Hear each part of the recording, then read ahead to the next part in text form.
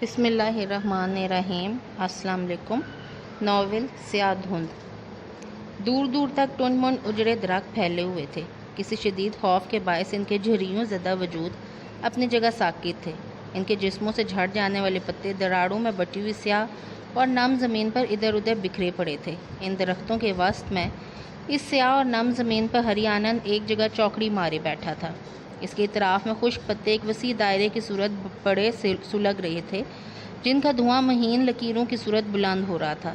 اس کے دونوں ہاتھوں میں کوہنیوں کے قریب سے کٹے ہوئے دو انسانی بازو پکڑے ہوئے تھے اور وہ زیر لب کچھ بڑبڑا رہا تھا۔ سلگتے ہوئے پتوں کے دائرے سے باہر اس کے سامنے ایک انسانی ڈھانچہ پڑا تھا، جس کے دونوں بازو اور کندھوں سے سر غائب تھا۔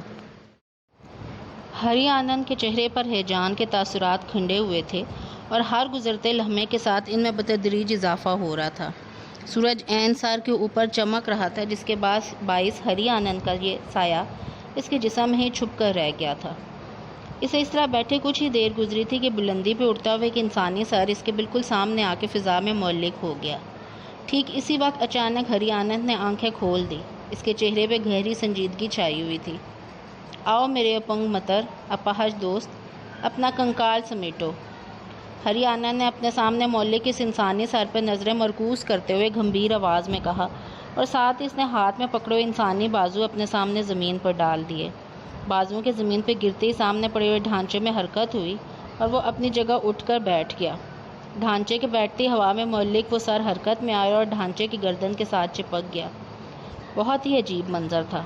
ہڈیوں کے ڈھانچے پر ایک صحیح سلامت انسان کا سر جڑا ہوا تھا، جس کے چہرے پر شدید اذیت کے تاثرات سب تھے۔ کہو اکھر چنٹا، کیا بھگتان کر کے لوٹے ہو؟ مجھے افسوس ہے مہاراج، میں اپنا کوئی داؤ استعمال نہیں کر سکا۔ اس دوران آپ کا ایک بیر بھی اس کے بڑے بھائی کے ہاتھوں اپنی جان کھوا بیٹھا۔ وہ سب ہمارے گیان میں ہے۔ تو بول، تو نے اپنی اندھی موت کے رقص کا آغاز کیوں نہیں کیا؟ ہری آنند کے لہجے میں آگ بھڑک اٹھی۔ مہاراج، میں کیا کرتا؟ جیسے ہی میں کچھ کرنے کی سوچتا تھا، نامعلوم کس جانب سے اس قدر روشنی پھوٹ پڑتی تھی کہ میری آنکھیں چندیا کر رہ جاتی تھی اور میں باوجود کوشش کے کچھ بھی نہ دیکھ پاتا، اور وہ روشنی اس قدر خیرہ کن ہوتی تھی میری آنکھیں اس کے پار دیکھ نہیں پاتی تھی، اور آج صبح تو اس روشنی میں مزید اضافہ ہو گیا۔ ان کے یہاں کچھ لوگ مہمان آئے ہیں جن کی آمد سے اس سفید روشنی میں انتہائی اضافہ ہوا ہے، مگر بولتا رہ، رک نہیں۔ کیا تو نے اس روشنی کے درمیان کچھ اور محسوس کیا؟ اس کی آنکھیں چمک اٹھی تھی۔ ہاں مہاراج، اس روشنی میں کچھ ایسا تو تھا جو آنکھوں کو محسوس ہوتا تھا، مگر وہ کیا تھا؟ میرا ذہن باوجود کوشش کے اس بات کا اندازہ نہ کر سکا اور نہ ہی اسے گرفت میں لے سکا۔ اس بات پہ ہری آنند کے چہرے پر خباثت اور آنکھوں میں شیطینیت رقصاں ہوگی۔ کچھ دیر تک وہ خاموش بیٹھا رہا، پھر اس کے ہونٹوں پہ ایک مکروہ سی مسکراہٹ رینگ آئی اور وہ اپنی جگہ اٹھ کر کھڑا ہو گیا۔ اس کے اٹھتے ہی وہ ڈھانچہ بھی اٹھ کھڑا ہوا۔ مہاراج، اب میرے لیے کیا حکم ہے؟ ہری آنند کے ہونٹوں کی مسکراہٹ کچھ مزید گہری ہوگی، پھر وہ دانت نکالتے ہوئے بولا، اکھڑ شنٹا، تیری آنکھیں تو اس روشنی سے چندیا گئی تھی، مگر دیکھنا اب ہم اس روشنی کو کیسے تاریکی میں بدلتے ہیں۔ وہ مکروہ انداز میں ہنسنے لگا۔ ہنستے ہنستے اچانک اس نے سلگتے ہوئے پتوں کو ٹھوکر ماری۔ ان پتوں کی راکھ اڑی اور سامنے کھڑے ڈھانچے پہ جا پڑی۔ راکھ کا اس پر گرنا تھا کہ اس کی ہڈیوں میں آگ بھڑک اٹھی اور کربناک انداز میں چیخ اٹھا۔ آگ کی آتشی زبان نے پلک جھپکنے کی دیر میں پورے ڈھانچے کو اپنی لپیٹ میں لے لیا۔ اسی کربناک ہذیانی چیخوں سے زمین کی دراڑوں میں مزید اضافہ ہو گیا۔ زمین پر بکھرے ہوئے خشک پتے سرک کر اسے دور ہوتے چلے گئے۔ اجڑے ہوئے خشک درخت جھرجھری سے لے کر رہ گئے۔ جیسے جیسے اس کی چیخیں بلند ہو رہی تھی، ویسے ویسے ہری آنند کے کہکوں میں شدت آتی جا رہی تھی۔ وہ پاگلوں کی طرح حلق پھاڑ پھاڑ کر کہکے لگا رہا تھا اور کسی اندھی بدروح کی طرح سلگتے پتوں کے درمیان ایک دائرے کی صورت چکرا رہا تھا۔ کبھی وہ گھٹنوں کے بل زمین پر بیٹھ جاتا اور کبھی آسمان کے جانب منہ اٹھا لیتا۔ اس کی پیلی دھوتی پر جگہ جگہ مٹی کے سیاہ دھبے پڑ گئے تھے، مگر وہ ہر بات سے بے نیاز وحشت کے عالم میں کہکے لگا رہا تھا۔ پھر ڈھانچے کی چیخوں کے ساتھ ساتھ اس کے کہکے بھی تھمتے چلے گئے اور آخرکار وہ بالکل پرسکون ہو گیا۔ ڈھانچہ جل کر خاک ہو چکا تھا۔ پتوں کے اندر پڑے اس کے دونوں بازو بھی جل کر راکھ میں تبدیل ہو چکے تھے۔ فضا پر ایک گہرا سناٹا تھا، خاموشی اور بوجھل سناٹا۔ اب وہاں کچھ بھی نہیں تھا، نہ کوئی ڈھانچہ، نہ ہری آنند اور نہ ہی سلگتے ہوئے پتے۔ البتہ ایک طرف ایک درخت کے سوراخ میں ایک گہرے پیلے رنگ کا بچھو ضرور داخل ہو رہا تھا۔ مہمانوں کو آج آئے تیسرا دن تھا، سبھی آپس میں گھل مل گئے تھے۔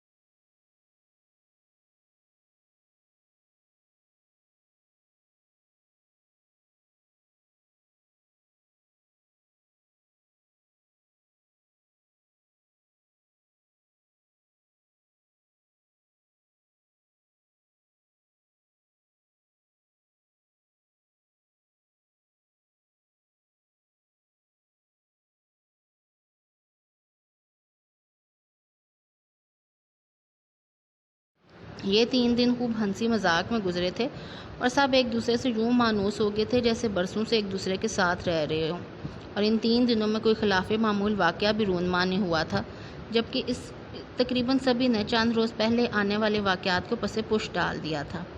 رات تقریباً 10 بجے کا وقت تھا۔ بزرگ حضرات سید بشیر الحسن کے کمرے میں جمع تھے اور بزرگ خواتین جہارہ بیگم یعنی آصف کے امی کے کمرے میں موجود تھی، جبکہ لڑکے لڑکیاں الگ کمرے میں محفل جمائے ہوئے تھے اور خوب گپیں چل رہی تھیں۔ لطیفوں کا دور چل رہا تھا، سبھی بڑھ چڑھ کے لطیفے سنا رہے تھے، اور جب کسی لطیفے پر سبھی کھلکھلا کر ہنستے تو بے اختیار آصف کی نظر مہنور کی جانب اٹھ جاتی۔ ایک ذرا ہنسنے سے ہی اس کا چہرہ انار کی طرح سرخ پڑ جاتا تھا۔ اس کی بڑی بڑی چمکدار آنکھوں میں ہلکی نمی اترتی تو یوں لگتا گویا اس کی آنکھوں میں موتی چلملانے لگے۔ آصف کی اس حرکت کو کسی اور نے تو کیا خود مہنور نے بھی محسوس نہیں کیا تھا۔ ہاں البتہ عظمیٰ بڑی گہری نظروں سے آصف کا جائزہ لے رہی تھی۔ اچھا بھئی چپ، خاموش ہو جو، میری بات سنو، اسد علی دونوں ہاتھ کھڑے کرتا ہوا بولا۔ بھئی لطیفے بہت ہو گئے، اب ذرا ایک دوسرے کے ذوق کا امتحان ہو جائے۔ لو ہم تو سمجھے تھے کہ تم کوئی شوبدہ دکھانے لگے ہو، افتخار نے مسکراتے ہوئے کہا۔ شوبدے بھی ہوں گے مگر اس سے پہلے کوئی شعر و شاعری ہو جائے۔ نہ بھئی ہمیں تو شاعری سے کوئی لگاؤ نہیں، آصف نے آغاز سے پہلے ہی ہتھیار ڈال دیے۔ اسد بھائی اس معاملے میں تو ہم دونوں بہنیں بھی کوری ہیں، عابد کی بڑی بہن رخشندہ نے کہا، اور ہم ویسے ہی جا رہے ہیں۔ شاہد اٹھ کر کھڑا ہو گیا۔ لو جی 4 سپاہی تو میدان چھوڑ کر بھاگے ہو، کوئی بھاگنے والا ہے کیا؟ اسد نے سب کو ہی مخاطب کیا۔ عابد میاں آپ کے کیا ارادے ہیں؟ ابھی ارادے تو مضبوط ہی ہیں، ہم صرف سنیں گے، شاہد اور ذاکر دونوں بیک وقت بولے۔ ہم بھی سامعین میں سے ہیں۔ بھئی اسد تو ذوق ہمارا بھی کچھ اتنا خاص نہیں، پھر بھی اگر تم مجبور کرتے ہو تو ساتھ ضرور دیں گے۔ ٹھیک ہے، کتنے شاعر ہوگے؟ میں 1، عابد 2، آصف 3، افتخار 4، معروف 5، عظمیٰ 6، آسماں باجی 7۔ نہ بھی اسد مجھے تو نہیں گنو، میرے بس کی بات نہیں یہ شاعری وائری۔ آسماں نے صاف انکار کر دیا۔ اور ہم کو بھی معاف ہی کیجیے۔ کلثوم نے بھی ہاتھ کھڑے کر دیے۔ چلو یہ 2 بھی بھاگی، باقی ہم بچے اپنے اپنے پسند کے شعر کہیں گے، دیکھتے ہیں کون کتنا صاحب ذوق ہے۔ سب تیار ہیں؟ لو بھی ابتدا میں ہی کیے دیتا ہوں۔ عجب رنگوں میں گزری ہے زندگی اپنی، دلوں پر راج کیا پھر بھی پیار کو ترسے۔ ہاں بھی عابد تمہاری باری۔ عابد ایک ذرا کھنکارا۔ مصیبت کا پہاڑ آخر کسی دن کٹ ہی جائے گا، مجھے سر مار کر شیشے سے مرنا نہیں آتا۔ زبردست، بہت اچھے، کیا کہنے، واہ واہ عابد صاحب، کیا فرحات کی مٹی پلید کی ہے۔ افتخار جھوم اٹھا۔ بالکل ٹھیک کہا عابد نے، اسد نے تائید کی، ان کی صحت بتاتی ہے۔ ہاں تو عظمیٰ صاحبہ باری آ گئی آپ کی۔ عظمیٰ نے ایک نظر آصف کی سمت دیکھا، پھر معنی خیز انداز میں بولی، یہ دور وہ ہے کہ بیٹھے رہو چراغ تلے، سبھی کو بزم میں دیکھو مگر دکھائی نہ دو۔ یہ بھی لاجواب ہے، واہ واہ بھائی۔ ہاں تو افتخار صاحب آپ بولیں۔ جی عرض کیا ہے، واہ واہ ہے دل دریا ہے، کاغذ دی کشتی ہے مکوڑا ملا ہے۔ افتخار کے شعر پر کمرہ کہکوں سے گونج اٹھا۔ افتخار بھائی یہ کیا مذاق ہے؟ میاں یہ مذاق نہیں، بڑا اعلیٰ پائے کا شعر ہے۔ افتخار بھائی بھلا شعر ایسے ہوتے ہیں؟ بھی ہمارا ذوق تو کچھ ایسا ہی ہے۔ افتخار بھائی آپ تو اچھی خاصی محفل کا ستیہ ناش کرنے پہ تل گئے ہیں، آپ تو کچھ نہ ہی سنائیں۔ آصف نے ایک بھرپور نظر ان سب کے چہروں پر ڈالی اور اس کے بعد نور کو کہا، اب تمہاری باری ہے۔ ٹھیک اسی وقت مہنور نے آصف کی طرف دیکھا، اس کی آنکھوں میں ایسا تقدس تھا کہ آصف کی نظریں خود بخود جھک گئیں۔ پھر مہنور کی آواز اس کی سماعت سے ٹکرائی، اس درجہ دل شکن تھے محبت کے ہاتھ سے، ہم زندگی میں پھر کوئی ارمان نہ کر سکے۔ کمرہ ایک بار پھر واہ واہ سے گونج اٹھا۔ ہاں بھی آصف، اب تمہاری باری۔ اسد کی آواز نے اسے مانور کی آواز کے سحر سے رہائی دلائی۔ اس نے ایک نظر مانور کے چہرے پر ڈالی، پھر کمرے میں موجود افراد کی جانب دیکھتے ہوئے بولا، معزز سامعین، مانور صاحبہ کے شعر کے جواب میں میرے پاس ایک شعر توڑ قسم کا شعر ہے۔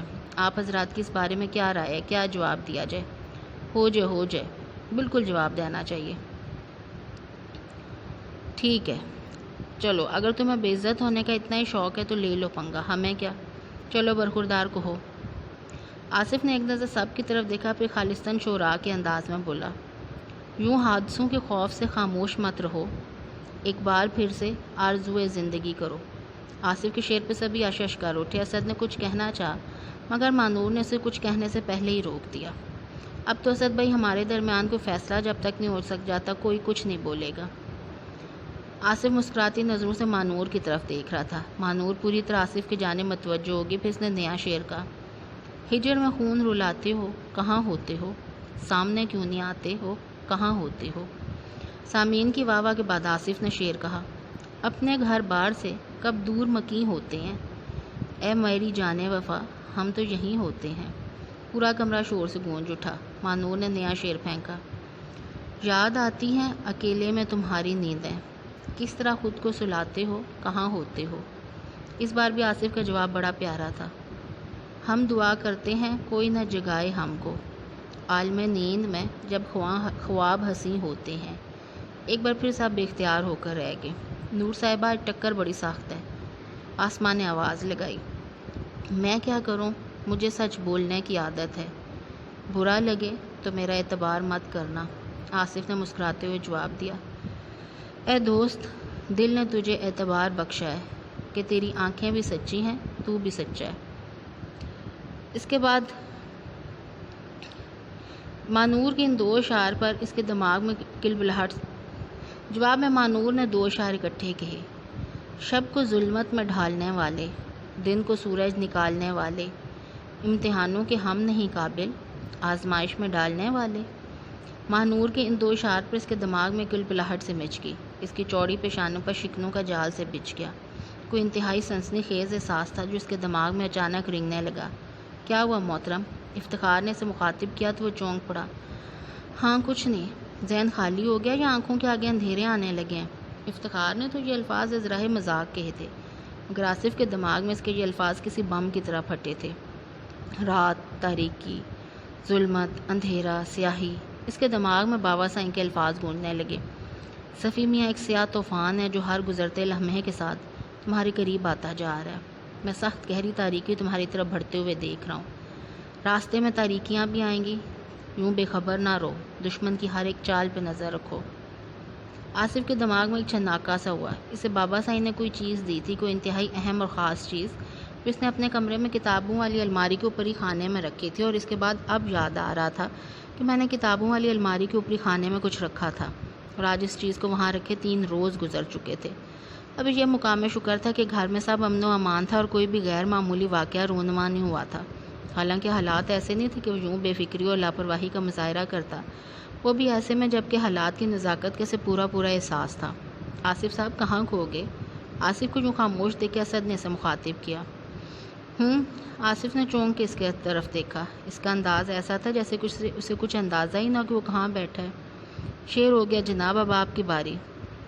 اب میں کسی شعر کا جواب نہیں دوں گا۔ کیوں؟ کیا ذہن خالی ہو گیا؟ ہاں کچھ ایسے ہی۔ نہیں بھئی، ہم یہ بات نہیں مان سکتے کہ آپ کے ذخیرہ اشعار ختم ہو گیا، میں منوانا بھی نہیں چاہتا اور معذرت کے ساتھ میں اب یہاں بیٹھ بھی نہیں سکتا، آصف نے سنجیدگی سے کہا اور اپنی جگہ سے اٹھ کھڑا ہوا۔ بھئی بھلا یہ کیا بات ہوئی؟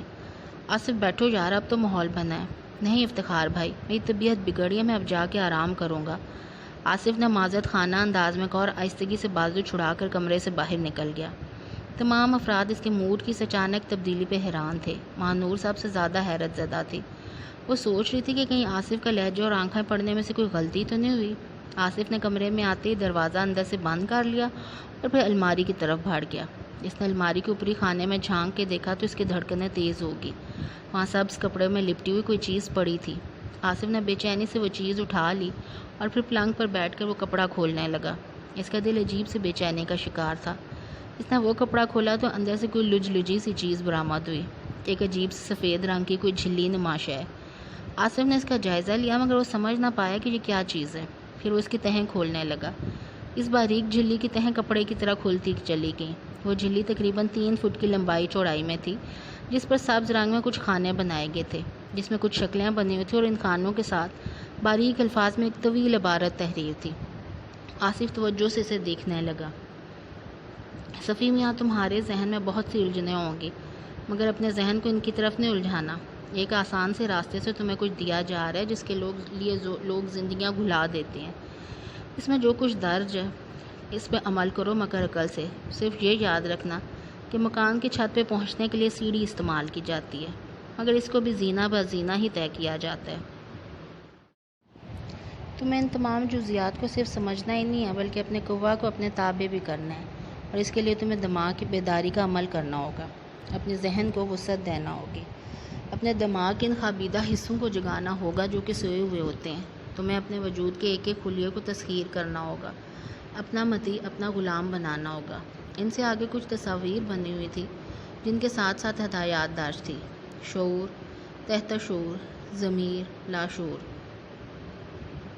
یہ 4 دماغ کے انتہائی اہم حصے ہیں۔ اگر ان میں سے کوئی ایک بھی کام کرنا چھوڑ دے تو انسان ناکارہ ہو کر رہ جاتا ہے۔ یہ دماغی حصے بھی ہیں اور بہت بڑی طاقتیں بھی۔ جب تم عمل شروع کرو گے تو ان کا تصور لازم ہوگا۔ ان کے تصور سے ذہن کی تمام صلاحیتیں عمل کی گرفت میں رہیں گی۔ اس سے آگے سر کی ایک اور شکل بنی ہوئی تھی۔ تصور میں اپنے دماغ کی ان دونوں شکلوں کا تم کو خیال رکھنا ہوگا۔ یہ سوچ رکھنا ہوگی کہ سر کے اندر دماغ کے سارے حصے پوری طرح منور ہیں، ان سے روشنی پھوٹ رہی ہے اور فضا کی تمام حدود کو چھو رہی ہے۔ یاد رہے کہ یہ عمل کرتے وقت تمہارا سارا وجود زمین کے اندر ہونا چاہیے، اور وہ بھی سیدھی حالت میں، صرف تمہارا سر زمین سے باہر ہو۔ اس عمل کا آغاز سورج نکلنے سے چند ساتھ قبل کرنا ہوگا۔ رخ تمہارا شمال کی طرف ہو اور سر کے پیچھے جنوب، تمہاری آنکھیں بند اور تصور بیدار۔ سورج کی پہلی کرن زمین پہ اترتے ہی جو الفاظ تمہارے ذہن میں اتریں تم ان کا ورد شروع کر دینا، مگر اس بات کا خیال رہے کہ تمہاری زبان کو جنبش نہ ہونے پائے۔ تم جو ورد بھی دہراؤ گے وہ سوچ کی زبان سے ادا اور تمہارے دماغ کے اندر گونجے۔ طلوع آفتاب سے لے کے غروب آفتاب تک تمہیں یہ عمل جاری رکھنا ہوگا۔ جیسے سورج کی آخری کرن زمین پر سے اپنا وجود سمیٹے گی، تمہارے ذہن میں محو گردش ورد تمہاری سوچوں کی گرفت سے از خود آزاد ہو جائے گا۔ تب تمہارے حواس آہستہ آہستہ بحال ہونے لگیں گے۔ سمجھ جانا کہ تم اپنے عمل میں کامیاب ہو چکے ہو، مگر اس ایک بات کا خاص خیال رکھنا کہ وہ ورد کے دوران سوچوں کو بھٹکنے نہیں دینا، ورنہ ہم بھی تمہاری کوئی مدد نہیں کر سکیں گے۔ اب خود کو تیار کر لو، خدا تمہیں اپنی امان میں رکھے۔ آخری سطر پڑھتے ہی آصف کے چہرے پر پریشانی کے تاثرات ابھر آئے۔ اسے خود اس بات کا اندازہ نہیں تھا کہ اسے کتنی بڑی طاقت عطا کی جا رہی ہے۔ اس کے ذہن میں یہ تھا کہ ایک معمولی سا عمل ہے، اور بھلا اس ایک دن کے عمل میں ایسی کیا بات ہو سکتی ہے جو ایسے الفاظ کہے گے کہ پھر ہم تمہاری کوئی مدد نہیں کر سکیں گے۔ زیادہ سے زیادہ کیا ہو سکتا ہے؟ یہ کوئی چلہ یا وظیفہ تو ہے نہیں کہ جس میں شیطانی طاقتیں رکاوٹ ڈالنے کی کوشش کریں گی۔ یہ تو ایک سیدھا سادہ سا جسمانی عمل ہے جس کا تعلق سائنس سے تو ہو سکتا ہے، روحانیت سے ہرگز نہیں۔ پھر بھلا ان الفاظ کا کیا مقصد؟ کچھ دیر تک وہ ذہنی طور پر الجھا رہا۔ آخر کو اس نے تمام خیالات کو جھٹکا اور تمام ہدایات کو ذہن نشین کیا۔ رات کا آخری پہر رہا ہوگا جب اس نے خود کو ذہنی طور پر بالکل مطمئن پایا۔ وہ عابد کو اپنا رازدار بنانے کا فیصلہ کر چکا تھا۔ اس کے کچھ ہی دیر بعد وہ نیند کی پرسکون جھیل میں غوطہ زن ہو گیا۔ سردی خاصی بڑھ چکی تھی، جس کے باعث اب ناشتہ سب اپنے اپنے کمروں میں ہی کرتے تھے۔ آج بھی معمول کے مطابق ناشتہ کرنے کے بعد سورج ابھرنے پہ سب صحن میں بیٹھے چائے پی رہے تھے۔ صحن کے ایک بڑے حصے میں چارپائیاں بچھی ہوئی تھی۔ برآمدے کے پاس والی چارپائی پہ بزرگ حضرات بیٹھے تھے۔ لڑکے لڑکیاں احتراماً ان سے ذرا فاصلے پہ بیٹھے ہوئے تھے۔ اسد علی پنڈی کے لطیفے سنا رہا تھا اور سب ہنس رہے تھے۔ باتیں کرتے کرتے اس نے اپنا رخ آصف کی طرف موڑ لیا۔ آصف یار، میں تو کہتا ہوں کہ تم ہمارے ساتھ ہی پنڈی چل، قسم سے بڑا لطف رہے گا۔ آصف کے کچھ بولنے سے پہلے افتخار بول پڑا۔ اسد میاں، تمہیں بے عزتی کروانے کا بہت شوق ہے کیا؟ کیوں جی، میں نے کیا کیا جو آپ میری بے عزتی کریں گے؟ بھائی، تم نے آصف کو چھیڑا اور اس سے کچھ بعید نہیں کہ وہ آپ کی بے عزتی خراب کر کے رکھ دیں، کیا سمجھے؟ کیوں، میں نے ایسا کیا کہہ دیا جو آصف میری بے عزتی کرے گا؟ اتنی بڑی دشمنی تو اس سے کر رہے ہو بھلا، اور کیا کرنا چاہتے ہو؟ اس کی یہاں اچھی خاصی پیری مریدی چل رہی ہو، تم اسے پنڈی چلنے کی دعوت دے رہے ہو؟ اس کی پیری مریدی سے دشمنی کر رہے ہو؟ بھلا یہ کوئی چھوٹی بات ہے؟ افتخار بھائی، آپ کو تو ساری عمر مذاق کرنا بھی نہیں آئے گا، اسد نے بدمزگی سے کہا۔ پتہ نہیں کون لانتی مذاق کر رہا ہے، میں تو مذاق کرنے والے کے جنازے میں بھی نہ جاؤں۔ کل ذرا یوں ہی آصف میاں کے ساتھ گھومنے پھرنے نکل گیا تھا، کوئی 20 افراد ملے ہوں گے، جس نے بھی دیکھا جھک جھک کر ملا۔ چھوٹے شاہ جی، بابا سائیں اور نہ جانے کون کون سے القابات سے نوازا جا رہا تھا، مجھے تو یاد بھی نہیں۔ اور اگر تم کو یقین نہیں آتا تو بھائی ذرا آصف میاں کو پنڈی جانے پہ رضامند کر کے تو دکھاؤ۔ افتخار علی کی بات پہ سبھی حیرت سے آصف کی طرف دیکھنے لگے۔ ہاں جی، جناب کی پہنچی ہوئی بزرگی کی اڑتی اڑتی خبر تو ہم تک بھی آئی ہے، عظمیٰ نے معنی خیز نظروں سے آصف کی طرف دیکھتے ہوئے کہا۔ اس کے ہونٹوں پہ ایک شریر سے مسکراہٹ مچل رہی تھی۔ کیوں آصف، یہ سب کیا ماچ رہا ہے؟ اسد نے کہا۔ سبھی سوالیہ نظروں سے آصف کی سمت دیکھ رہے تھے۔ مانور بھی آصف کو ٹٹولتی نظروں سے دیکھ رہی تھی۔ کوئی خاص بات نہیں ہے، دیہات ہے نا، اس لیے یہاں کے لوگ بھی کمزور عقیدے کے ہیں، بلا وجہ ہی بات کا بتنگڑ بنا دیتے ہیں۔ آصف نے ٹالنے والے انداز میں جواب دیا۔ بھئی بات ہو تو بتنگڑ بنتا ہے نا، اور جس بات سے بتنگڑ بنا ہم اسی بات کا پوچھ رہے ہیں کہ آخر وہ ایسی کیا بات تھی۔ آصف نے کچھ کہنے کے لیے منہ کھولا ہی تھا کہ سید ظہیر علی اپنی جگہ سے اٹھتے ہوئے واصف سے مخاطب ہوئے۔ اے واصف پتر، یار ذرا آ میرے نال۔ کدھر ماموں جی؟ او یار، آج پورے 4 دن ہو گئے ہیں ہمیں آئے ہوئے، اور حجے تکر بھائی بابا جی کو سلام نہیں کیا۔ آج ذرا ڈیرے تو چکر لا آئیے۔ طے جی، کیا ہم بھی ساتھ چلیں؟ شاکر حسین نے کہا۔ اور اس میں بھلا پوچھنے والی کون سی گل ہے، آ جاؤ۔ چل افتخار، تو بھی آ جا، ویسے بھی پنڈ دیاں سوہنیاں ہواواں نوں بڑا دل اداس ہو گیا۔ چل اسدی آ، آج تو بھی جی بھر کے پنڈ میں گھوم پھر لے۔ بڑا کہتا تھا گاؤں کی کچی سڑکیں، چھپر اور کھیت بہت یاد آندے نے۔ پھر ایک ایک کر کے سب تیار ہو گئے اور کچھ دیر بعد وہ سب ڈیرے کی طرف جا رہے تھے۔ وہ صاحب دوپہر کے وقت گھر واپس لوٹ آئے۔ 2 گھنٹے تک آصف ان کے ساتھ رہا، اس کے بعد وہ اچانک ہی نہ جانے کدھر نکل گیا۔ شام ہونے کو آئی تھی مگر آصف ابھی تک واپس نہیں آیا تھا۔ سید ظہیر علی اس کی اس طرح اچانک غائب ہو جانے پہ حیران تھے کہ نہ بتایا نہ پوچھا اور نہ جانے کدھر نکل گیا، مگر واصف نے کہا کہ اس میں کوئی پریشانی کی بات نہیں، وہ ایسا ہی ہے، اکثر چپ چاپ کسی طرف نکل جاتا ہے اور گھنٹوں غائب رہتا ہے۔ سید ظہیر علی نے گھر آ کے بھی سرسری سا تذکرہ کیا تھا، اور مانور اس وقت سے آصف کے متعلق سوچ رہی تھی۔ حقیقی بات تو یہ تھی کہ وہ آصف کے متعلق ابھی تک کوئی رائے قائم نہیں کر سکی تھی کہ وہ کس طبیعت کا آدمی ہے۔ کبھی اسے خوش مزاج جو شوق سا نوجوان دکھائی دیتا، اور کبھی سے یوں لگتا جیسے کوئی صدیوں پرانے کسی خشک مزاج بڈھے کی روح ہو۔ پھر مغرب کی اذانیں شروع ہوئی تو تینوں ماموں خالو، سید خلیل الحسن اور سید بشیر الحسن سبھی نماز کے لیے مسجد کو چلے گئے۔ ان کے جانے کے کچھ ہی دیر بعد آصف آ پہنچا۔ واصف، افتخار، عابد، آسمہ، مسرت، عظمیٰ اور ماہنور ایک ہی کمرے میں موجود تھے۔ آصف دروازے پر ہی رک گیا، اس کے چہرے پر گہری سنجیدگی تھی۔ آصف پر نظریں پڑتے واصف قدر ترش لہجے میں سے مخاطب ہوا۔ یار یہ کیا بےہودہ حرکت تھی، ماموں آئے ہوئے تھے اور تم بغیر کچھ بتائے غائب ہو گئے۔ آصف نے ایک نظر واصف کی طرف دیکھا، اس کے چہرے اور آنکھوں میں کوئی ایسی بات تھی کہ واصف جو گھر میں کسی کو بھی خاطر میں نہیں لاتا تھا، آگے سے کچھ بھی نہیں بول سکا۔